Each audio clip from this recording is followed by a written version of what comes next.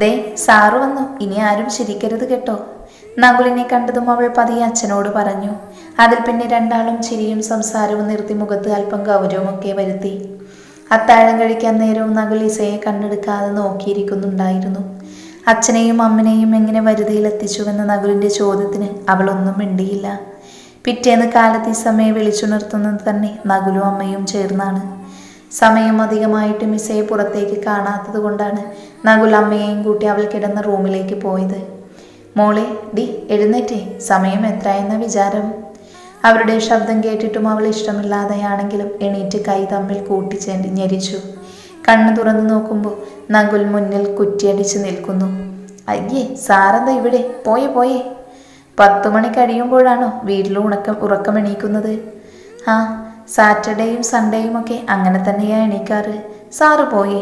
അമ്മേ പോകാൻ പറ. നകുലേ, നമ്മൾ പോയേക്കാം.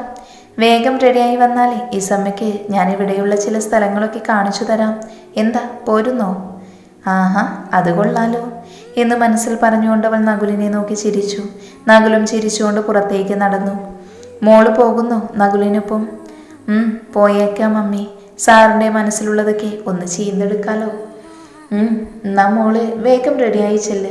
ഞങ്ങളോട് പറയാത്തത് എന്തെങ്കിലും ചിലപ്പോൾ നിന്നോട് പറഞ്ഞാലോ. ഓക്കെ, എന്നാ അമ്മ താഴേക്ക് പൊക്കോ. അതും പറഞ്ഞ് അവൾ റെഡിയാവാനൊരുങ്ങി. നമുക്ക് പോകാം മാഷേ. ആഹാ, റെഡിയായോ? എന്നാ വന്നാലും. നകുൽ പുറത്തേക്ക് കൈനീട്ടി ചിരിച്ചു മുഖത്തോട് പറഞ്ഞു.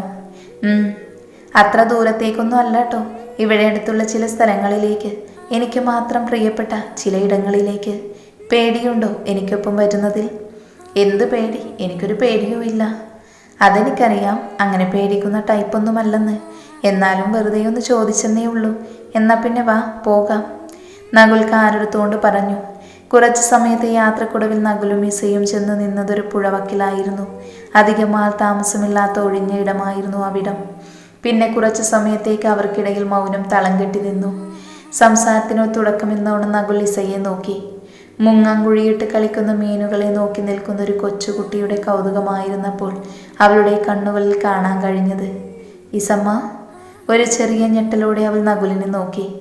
ഇസമ്മ എന്നുള്ള വിളിയിലും നകുലിൻ്റെ നിൽപ്പും കണ്ടപ്പോൾ അറിയാതെ തന്നെ അവളുടെ ഉള്ളിൽ ചെമ്മീൻ്റെ ട്രാക്ക് ഓടി തുടങ്ങി. കറുത്തമ്മ എന്ന് പാരിക്കുട്ടി വിളിച്ച് അതേ ഫീല്. പിന്നെ ഇങ്ങോട്ടോ അന്തം കുന്തം നോക്കിയുള്ള നകുലിൻ്റെ നിൽപ്പ് കൂടി കണ്ടപ്പോൾ അവൾ പെട്ടെന്ന് കണ്ണും തള്ളി നകുലിനെ നോക്കി. സർ? ഇസയുടെ വിളി കേട്ട് നകുൽ അവൾക്ക് നേരെ തിരിഞ്ഞു. ഇഷ്ടായോ തനിക്ക് ഈ സ്ഥലം? ഇത്ര ഭംഗിയുള്ളിടം ആർക്കാ ഇഷ്ടാവാത്തേ? ചെറുപ്പം മുതലേ ഈ സ്ഥലം എനിക്ക് വലിയ ഇഷ്ടമാണ്. ഇവിടെ ഇരുന്ന പുസ്തകങ്ങൾ അധികവും വായിക്കാറുണ്ടായിരുന്നത്.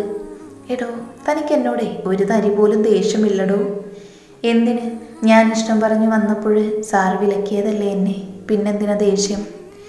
ശരിയാണ്, പക്ഷേ വൈകി എന്നെ വേണ്ടെന്ന് പറഞ്ഞു പോയപ്പോഴും നീ തിരികെ വന്നത് ആ ഗ്യാപ്പിലെങ്കിലും ഗോളടിക്കാമെന്ന് കരുതിയിട്ട്. അല്ലാണ്ട് എന്തിനാ? ഞാൻ തന്നെ അങ്ങനെ മനസ്സിലേക്ക് കയറ്റി വിട്ടില്ലെങ്കിലോ? നോക്കീസ, ഇപ്പം നിനക്ക് ഈ തോന്നുന്നതൊക്കെ പ്രായത്തിൻ്റെ പക്വത കുറവ് കൊണ്ടാണ്, അല്ലാതെ. മതി, സാർ നിർത്ത്. ഉപദേശിക്കാൻ വിളിച്ചുകൊണ്ട് വന്നതാണെങ്കിൽ നമുക്ക് തിരിച്ചു പോകാം. സാറിനെ സ്നേഹിച്ചേ മതിയാകൂ എന്നെനിക്ക് വാശിയൊന്നുമില്ല. പക്ഷേ സാറ് കോളേജിലേക്ക് തിരിച്ചു വരണം. സാറിൻ്റെ അന്നത്തെ സംസാരം കേട്ടിട്ട് കോളേജിലേക്ക് ഇനി വരില്ലെന്ന് തോന്നിയത് കൊണ്ടാണ് ഞാൻ ഇവിടേക്ക് വന്നത്, അല്ലാതെ. അവൾ സംസാരം കുറച്ചു നിർത്തിയ ശേഷം വീണ്ടും തുടർന്നു. ഇന്ന് തന്നെ തിരികെ പോകുവാണ് ഞാൻ. നിങ്ങളുടെ വീട്ടിൽ സ്ഥിരതാമസത്തിന് വന്നതൊന്നുമല്ല, പേടിക്കേണ്ട. അത്രയും പറഞ്ഞവൾ കാറിൽ കയറിയിരുന്നു. പിന്നാലെ നകുലും ചെന്നു. നകുൽ കാർ സ്റ്റാർട്ടാക്കി അല്പദൂരം പിന്നിട്ടതും ഇസയെ ഇടം കണ്ടിട്ടൊന്ന് നോക്കി. മുഖത്ത് ദേഷ്യവും നിരാശയും ഒക്കെ മിന്നി മറയുന്നത് കാണാമായിരുന്നു. ഇന്ന് തന്നെ പോണമെന്ന് നിർബന്ധമുണ്ടോ? ഉണ്ട്. അവൾ അത് പറയുമ്പോഴേക്കും അവൻ വണ്ടി ഒരിടത്ത് നിർത്തിക്കൊണ്ട് ഡോറ് തുറന്ന് പുറത്തിറങ്ങി. ഇസ കാറിൽ ഇരുന്നു തന്നെ പുറത്തേക്കൊന്ന് എത്തി നോക്കി. മണിമുഴങ്ങുന്ന ശബ്ദങ്ങൾക്കും തിരയിട്ട് പായുന്ന ഭക്തർക്കും നടുവിലായി ദൈവീക പ്രഭയോടെ തല ഉയർത്തി നിൽക്കുന്നൊരു ക്ഷേത്രം. ഇവിടെ ഇപ്പോൾ ഉത്സവം നടക്കുന്ന സമയമാണ്. മറ്റന്നാളാണ് സമാപിക്കുക. ഇന്ന് പോകാൻ നിർബന്ധമില്ലെങ്കിൽ നാളെ വൈകുന്നേരം നമുക്ക് ഒരുമിച്ച് മടങ്ങാം. അപ്പോൾ സാറും എനിക്കൊപ്പം വരുന്നുണ്ടല്ലേ? അവളുടെ കണ്ണുകൾ പ്രതീക്ഷയോടെ മിഴിച്ചു വന്നെങ്കിലും അവൾ മുഖത്തൊരു അയവ് വരുത്തിയില്ല. വരവ് വെറുതെയല്ലല്ലോ പടച്ചോനെ. അല്ലേലും ഇസമ്മ ആരാ മോള്? ഉമ്മച്ചിക്കുട്ടി അമ്പലത്തിൽ വരുന്നോ? ഇല്ല. എന്നാലേ ഞാൻ പോയി വരാം. എൻ്റെ വണ്ടിയും കൊണ്ട് മുങ്ങിക്കളയരുത്. ഓ, വലിയ തമാശ. അത് പറഞ്ഞവൾ വീണ്ടും മുഖം തിരിച്ചിരുന്നു. പോകാം. നകുൽ അമ്പലത്തിൽ നിന്നും തിരിച്ചെത്തി ഡോറ് തുറന്നുകൊണ്ട് പറഞ്ഞു. പിന്നീട് വീട്ടിലേക്ക് പോയിക്കൊണ്ടിരിക്കെ നകുൽ വൈഗയെക്കുറിച്ച് കുറേയധികം സംസാരിച്ചു. അവർ തമ്മിലുണ്ടായ പ്രശ്നങ്ങളും വൈഗയുടെ സ്വഭാവം മൂലം പലപ്പോഴും അവൻ അനുഭവിക്കേണ്ടി വന്ന മാനസിക സംഘർഷങ്ങളുമൊക്കെ. അങ്ങനെ ഒരു അവസരത്തിലാണ് കോളേജിൽ നിന്നും റിസൈൻ ചെയ്യാൻ ശ്രമിച്ചതെന്നും അതിനൊന്നും ഇസയല്ലായിരുന്നു കാരണമെന്നും നകുൽ ഇസയെ പറഞ്ഞു മനസ്സിലാക്കാൻ ശ്രമിച്ചിരുന്നു. നകുൽ പറയുന്നത് കേട്ടുകൊണ്ടിരിക്കെ എന്തോ ചിന്തയിലാണ്ട് പോകുന്നതല്ലാതെ അവൾക്ക് വലിയ ഭാവഭേദങ്ങളൊന്നും ഉണ്ടായില്ല.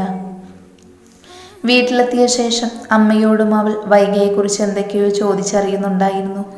ശരിക്കും പറഞ്ഞ സാറിന് പറ്റിയൊരു കുട്ടിയല്ലായിരുന്നു വൈഗ, അല്ലേ? ആ കുട്ടിന് മോനുമായി ഒത്തുപോകില്ലെന്ന് എനിക്കറിയാമായിരുന്നു. പക്ഷേ ഇവിടുത്തെ അച്ഛൻ്റെ വലിയ ആഗ്രഹമായിരുന്നു വൈഗയുടെ അച്ഛനുമായുള്ള സൗഹൃദം ഒരു ബന്ധമാക്കി ഉറപ്പിക്കുക എന്നുള്ളത്. ഒരക്ഷരം മിണ്ടാതെ എൻ്റെ കുട്ടി എല്ലാം അനുസരിച്ചു, സഹിച്ചു.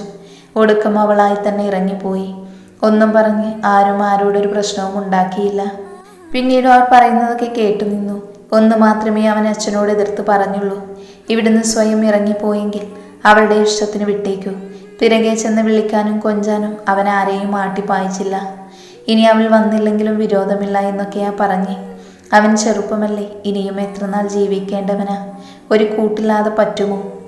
നോക്കിയും കണ്ടുമൊക്കെ വേണ്ടേ അമ്മേ ഇതൊക്കെ? എന്നെപ്പോലെ എത്രയോ നല്ല പിള്ളേരുണ്ടായിരുന്നു സാറിനെ സ്നേഹിക്കാൻ. അതൊക്കെ പോട്ടെ.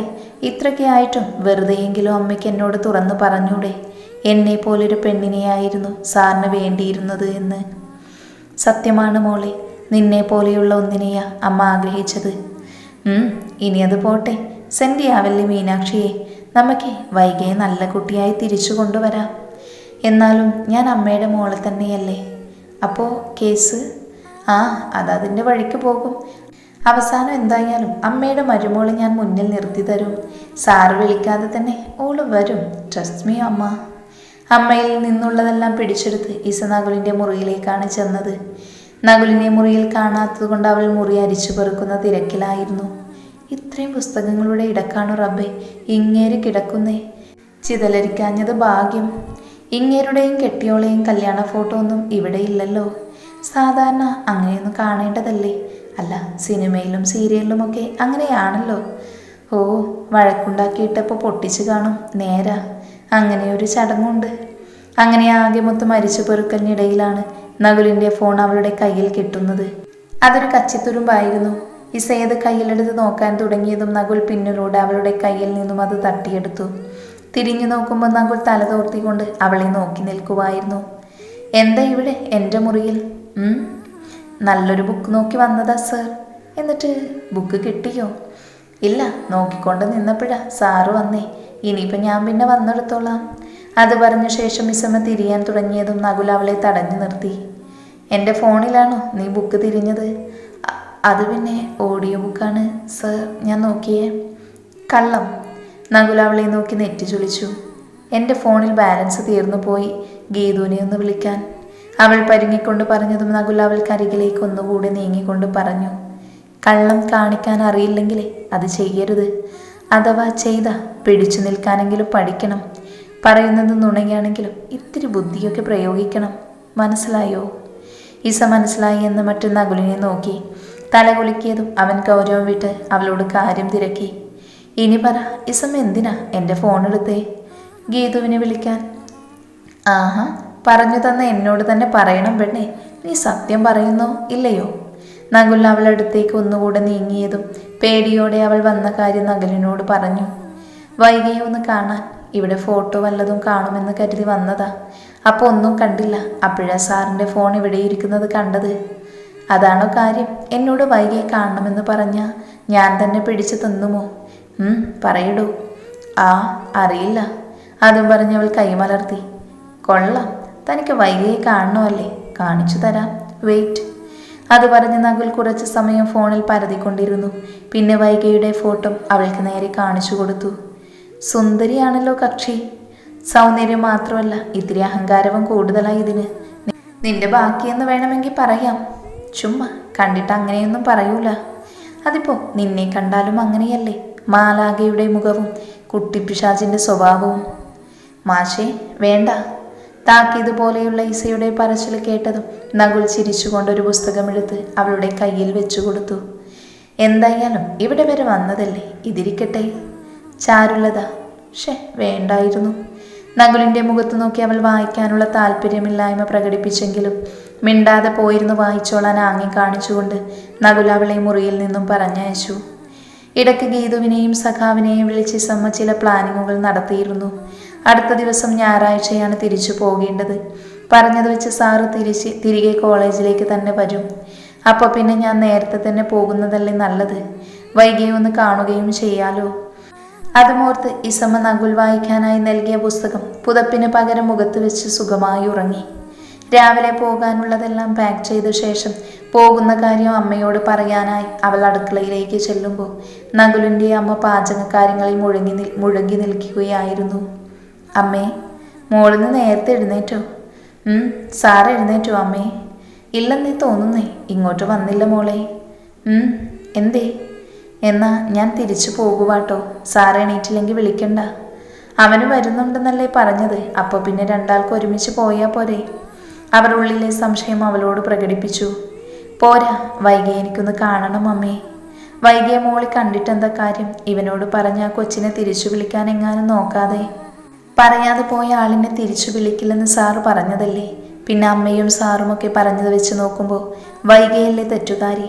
അപ്പോൾ പിന്നെ സാറ് വിളിക്കാമെന്ന് പറഞ്ഞ് നടക്കുന്ന കാര്യമാണോ? ആ കുട്ടിയുടെ വീട് ഇവിടുന്ന് കുറച്ചധികം പോകണം. അതൊന്നും സാരമില്ല, പുറത്ത് നമ്മുടെ സേന വെയിറ്റിംഗ് ആണ്. അവൾ ചിരിച്ചുകൊണ്ട് പറഞ്ഞു. ആര്? ഫ്രണ്ട്സ് ഉണ്ടമ്മേ. ഒരാളിപ്പോൾ പുറത്തുണ്ടാകും, പോകുന്ന വഴി വേറൊരാളെ കൂടെ കൂട്ടണം. അമ്മ ഇപ്പോൾ അഡ്രസ്സ് പറഞ്ഞു തന്നാൽ മാത്രം മതി, ബാക്കിയൊക്കെ ഞാനേറ്റു. പറഞ്ഞു തരാം. അവർ ജോലിയിൽ നിന്നും ഒന്ന് മാറി നിന്നുകൊണ്ട് അവൾക്ക് വൈകിയുടെ അഡ്രസ്സ് പറഞ്ഞു കൊടുത്തു. ഈസ പോകാനായി ഇറങ്ങുമ്പോൾ നകുലിൻ്റെ അച്ഛൻ പത്രവുമായി അവിടെ ഉണ്ടായിരുന്നു. അയാളോട് കാര്യം പറഞ്ഞ ശേഷമാണ് അവൾ അവിടെ നിന്നും ഇറങ്ങിയത്. ആരൊക്കെയോ ഉണ്ടെന്ന് പറഞ്ഞിട്ട് എവിടെ? അവൾക്കൊപ്പം മുറ്റത്തേക്ക് വന്ന നകുലിൻ്റെ അമ്മ ചോദിച്ചു. ഗേറ്റിന് പുറത്തുണ്ടമ്മേ, പോയിട്ട് വരാട്ടോ. അവൾ യാത്ര പറഞ്ഞിറങ്ങുമ്പോൾ അവരും മിസ്സക്കൊപ്പം അലൻ വന്ന കാറിനടുത്തേക്ക് വരെ ചെന്നിരുന്നു. അലൻ കാറിൽ നിന്നും ഇറങ്ങി നകുലിൻ്റെ അമ്മയെ പരിചയപ്പെട്ട ശേഷം അവരോട് യാത്ര പറഞ്ഞിറങ്ങി. അവർ പോയി ഏറെ സമയം കഴിഞ്ഞാണ് നകുൽ എണീറ്റ് താഴേക്ക് വന്നത്. ഈസ തിരികെ പോയി അമ്മയിൽ നിന്നും അറിഞ്ഞപ്പോൾ അവന് വല്ലാത്തൊരു വിഷമം തോന്നി. അവൾ എന്നോടൊന്ന് പറഞ്ഞതുപോലും ഇല്ലല്ലോ അമ്മേ. അത് നീ ഉറക്കമായത് കൊണ്ടല്ലേ, ഉത്സവം കൂടിയിട്ടേ പഠിപ്പിക്കാൻ അങ്ങ് ചെന്നേക്കണമെന്ന ഓർഡർ. ഞാനൊന്ന് അവളെ വിളിക്കട്ടെ. അമ്മയോട് പറഞ്ഞ ശേഷം നകുൽ മുറിയിലെത്തി ഇസയെ വിളിച്ചതും ആദ്യത്തെ 2 റിങ്ങിൽ തന്നെ അവൾ കോൾ അറ്റൻഡ് ചെയ്തു. എന്നാ സാറേ? ചോദിക്കാതെയും പറയാതെയുമാണേടി വീട്ടിൽ നിന്നും ഇറങ്ങിപ്പോകുന്നേ. കലിപ്പ് മട്ടിലുള്ള നകുലിൻ്റെ ചോദ്യം കേട്ടതും അവൾക്ക് നകുലിനെ വീണ്ടും പ്രഷർ കയറ്റാൻ തുടങ്ങി. ചോദിക്കേണ്ടവരോട് ചോദിച്ചിട്ട് തന്നെയാ പോന്നത്. എന്നോട് നീ ചോദിച്ചോ? എന്തിനു ചോദിക്കണം? താലി കെട്ടിയ ഭാര്യ പോലും ചോദിക്കാതെയല്ലേ പോന്നത്, പിന്നെയല്ലേ ഞാൻ. കുറച്ച് സമയത്തേക്ക് നകുലൊന്നും മിണ്ടിയതേയില്ല. അപ്പോഴേക്കും ഇസ വീണ്ടും പുകില് തുടങ്ങി. ഞാൻ അങ്ങോട്ട് വന്നത് ആരോടും ചോദിച്ചിട്ടല്ലല്ലോ, അപ്പം തിരികെ വരുമ്പോഴേക്കും ആ ചടങ്ങ് വേണ്ട, അതുകൊണ്ട് ചോദിക്കാഞ്ഞത്. എന്താ, എന്തെങ്കിലും പറയാനുണ്ടോ മാഷക്ക്? അങ്ങനെയെങ്കിൽ ഓരോരുത്തർക്കും തോന്നിയതുപോലെ വന്നു പോകാൻ ഇത് സത്രമൊന്നുമല്ല, എൻ്റെ വീടാണ്. ഓഹോ, വൈകിക്കില്ലാത്ത ഉത്തരവാദിത്വം എനിക്ക് വേണ്ടല്ലോ വീട്ടുകാരാ. വേണം, അവളെ പോലെയല്ലല്ലോ നീ, പറഞ്ഞിട്ട് തന്നെ പോകണം. ഓർഡർ അനുസരിച്ച് വരാനും പോകാനും ഞാൻ നിങ്ങളുടെ ഭാര്യയല്ലല്ലോ മിസ്റ്റർ. ഷട്ടപ്പ്. അത് പറഞ്ഞവൻ ഫോൺ കട്ടാക്കി. ഇസ പിന്നെയും അങ്ങോട്ട് വിളിച്ചു. ഫോൺ എടുത്തിട്ടും നകുലൊന്നും മിണ്ടിയില്ല. ഇസ അലനെ നോക്കിയ ശേഷം ഹലോ പറഞ്ഞു. പക്ഷേ പ്രതികരണം ഒന്നും തന്നെ ഉണ്ടായില്ല. സർ? എന്താടി? എടി പോടിന്നൊക്കെ വിളിച്ചാലുണ്ടല്ലോ. നീ എന്തിനാ ഇസ പറയാതെ പോയത്? ഒരുമിച്ച് പോകാമെന്ന് ഞാൻ പറഞ്ഞതല്ലേ. അത് പിന്നെ എൻ്റെ നകുൽ സാറേ, ഞാനും എൻ്റെ ഗീതവും ചേർന്ന് ഈ സൺഡേയിൽ ചില ഉടായ്പത്തരങ്ങളൊക്കെ പ്ലാൻ ചെയ്ത് വെച്ചിരിക്കുന്നതാ. അതെങ്ങാനും മുടങ്ങിയാലേ അവൾ എന്നെ വെച്ചേക്കില്ല, അതുകൊണ്ടാണ് നേരത്തെ പോകുന്നത്. പിന്നെ സാറ് നല്ല ഉറക്കായിരുന്നല്ലോ, വിളിക്കണ്ടായെന്ന് കരുതി. സോറി കേട്ടോ. ഉത്സവം കൂടിയിട്ട് ബലൂണും വാങ്ങി നാളെ കോളേജിലേക്ക് വന്നേക്കണേ. പൊടി കാന്താരി, നിനക്കെന്നെ രാവിലെ ചൂടാക്കിയില്ലെങ്കിൽ പറ്റില്ലല്ലോ. വെറുപ്പിക്കലൊരു ശീലമായി പോയില്ലേ മാഷേ. വെക്കട്ടെ, ബായ്. അയാളെയും ഒടിച്ചു മടക്കിയോ പെണ്ണിന്നീ? കല്യാണം കഴിഞ്ഞാലെങ്കിലും സമാധാനം കൊടുത്തൂടെ? ഇസയുടെ കൊഞ്ചിക്കുഴഞ്ഞുള്ള വർത്താനം കേട്ടായിരുന്നു അലൻ്റെ ചോദ്യം. ഒത്തിരി. ഇച്ചായ, അങ്ങനെ എനിക്കൊന്ന് തേക്കണം. അതിന് ഞാൻ അയാളെ സ്നേഹിക്കും. ഞാൻ അനുഭവിച്ച വേദന തിരിച്ചു കൊടുക്കണ്ടേ? പക്ഷേ എൻ്റേത് മധുര പ്രതികാരമാണ് ട്ടോ ഇച്ചായ. അയാളുടെ ഭാര്യയുടെ കാല് പിടിച്ചിട്ടാണെങ്കിലും ഞാൻ തിരികെ കൊണ്ടുവരിക്കും. കഥയുടെ അന്ത്യം വൈകനാകുലിൻ്റേതായിരിക്കും. അതിനോടകം എനിക്ക് അയാളെ പ്രണയിച്ച് കൊതി തീർക്കണം. എന്നെ കരയിച്ചുകൊണ്ട് അവൾക്ക് കൊടുത്ത സ്നേഹം മുഴുവൻ എനിക്ക് തിരിച്ചു വാങ്ങണം. അയ്യടി, എന്താ പെണ്ണിൻ്റെ ഒരു പൂതി? എനിക്കറിയാലോ പെണ്ണെ നിന്നെ. ആളെ സങ്കടത്തിൽ കാണാൻ വയ്യെന്ന് പറഞ്ഞ് ഹോസ്റ്റൽ കിടന്ന് മോങ്ങിയതൊക്കെ ഗീതു പറഞ്ഞു. നിനക്ക് വൈകിയെ കണ്ട് സംസാരിക്കണം, അവരെ ഒന്നിപ്പിക്കണം, അത്രയല്ലേ ഉള്ളൂ. അല്ല ഈച്ചായ, എനിക്ക് തേക്കണം. തേപ്പിൻ്റെ ആ ഒരു ഫീല് കിട്ടണം. അയാൾ എന്നെ കെട്ടാൻ പറ്റിയില്ലല്ലോ എന്നോർത്ത് കരയണം. ഇച്ചായൻ കണ്ടതല്ലേ അയാളുടെ കല്യാണത്തിന് ഞാൻ കരഞ്ഞത്? അതുപോലെ നടക്കും കേട്ടോ. എൻ്റെ മോള് വഴിയിൽ ആരോടെങ്കിലും ഈ അഡ്രസ്സ് എവിടെന്ന് ചോദിച്ചേ? ആ, നമുക്ക് ചോദിച്ച് പോകാം. തിരിച്ചു പോകുന്ന വഴി നമുക്ക് ഗീതുവിനെയും കൂട്ടാം. ആ വഴിയും നമുക്ക് ഇതുപോലെ ചോദിച്ചു പോകാം. ആ വഴി ചോദിക്കണ്ട, എനിക്കറിയാം. ശരിക്കും? എപ്പോൾ പോയി? അവൾ ആകാംക്ഷയോടെ അലനെ നോക്കി ചോദിച്ചു. ലാസ്റ്റ് വീക്ക് രാത്രിയിൽ മതിൽ ചാടി. അത് പറയുമ്പോഴുള്ള അലൻ്റെ മുഖത്തെ ശുഷ്കാന്തി കണ്ട് ഈ ശാന്തം വിട്ട് അലനെ നോക്കിയിരുന്നു പോയി.